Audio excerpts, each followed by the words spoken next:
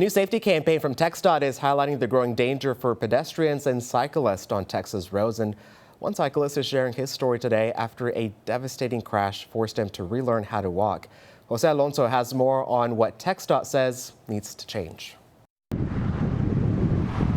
With caution signs lining streets across Austin, the city might give the impression of being a safe place to bike or walk. I was a cyclist for a while until I was in a pretty serious accident right over here. The intersection of Dean Avenue and Georgian Drive. I was on my bike, I was riding this way through the bike lane. Is where in 2024, Austin resident Brian Kite was hit by a car. I saw somebody coming. She was driving a Ford Expedition and she had her blinker on, and I was trying to make eye contact with her to make sure that she saw me.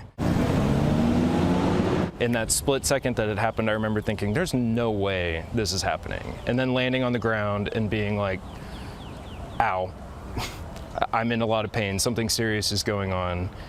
I actually had to call 911 myself. TxDOT says most crashes that killed pedestrians or cyclists in 2024 took place within urban areas of Texas, and that includes cities like Austin.